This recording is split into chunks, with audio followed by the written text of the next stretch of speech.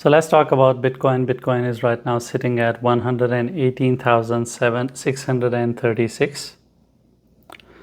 And the overall situation of Bitcoin is getting really interesting. There is actually something that is developing in structure. I will touch upon that in a minute. But right now, if I show it to you on daily, each candle is 1 day, and you can see that it is literally still moving sideways. And I think that our action is due in a sense that if I talk about it from long-term perspective, as I have shown you previously, whenever we had structures like this, when we had sideways movement like this, then it pumped, then sideways movement like this, then it pumped, then sideways movement, and it pumped.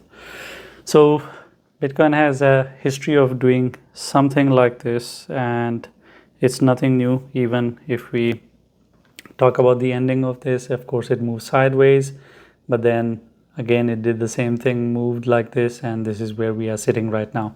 So the overall situation is in a very interesting place where Bitcoin can actually do something important. Now the question should be that which direction is it going to pick? Is it going to go up or down? Now sideways movement is a game of 50-50. You would already know that when a coin gets range bound, your $120,000 is the top of the range, and your area of 116,000, yeah, this is pretty much the range bottom. So it is stuck inside this range, and Bitcoin is literally moving up and down by a maximum of $4,000. It goes down, altcoins bleed more. I mean, you can see how XRP bled. It bled like 12 to 15%, but when it comes to Bitcoin, it's not that crazy. It's only 2%. So it is getting tricky, but let's talk about the interesting part. Interesting part is what we talked about last time. We have a multiple level structure of, it was a double bottom. Now it has started turning into a triple bottom. This is your neckline. The neckline is at 115,800. You can call it 116. If this structure breaks, you will see Bitcoin first at 112, then at 110. This is a bearish structure. This is the neckline. Of course, the confirmation is only after it breaks below 115,800. It goes below that for more than 8 hours. Then we can say it has started the downward journey. If it doesn't do it, I think there is no downward journey.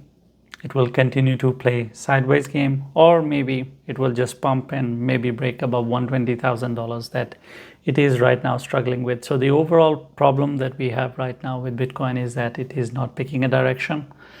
We can only get bullish if it lives above $120,000 for more than 2 days, forms 2 daily candles with their bodies above $120,000. Then I can say, okay, Bitcoin is now going towards 132. It is only a 10% move from 120 to 132. But if it is not doing that, I think I have to pretty much assume eventually it will break this area of 115,800, or you can call it 116. It breaks this and finally starts the downward journey. And of course, we will be way more interested in 110, but I'll talk about that once we go there. So this is the area to watch out for. We have touched this area over and over and over again. Even today, when we talk about it, the bleeding, it took Bitcoin all the way down towards $117,000. So things are getting tricky. Thank you for watching the video. If you have any questions, or I have touched on a topic and you expect me to explain a bit more, I'll try my best to explain that to you in the comments. Leave a comment, and I'm not going to tell you to like and subscribe, because if you're not interacting with the video, or if you're not subscribed, you're not going to see all the 10 videos that I make every day.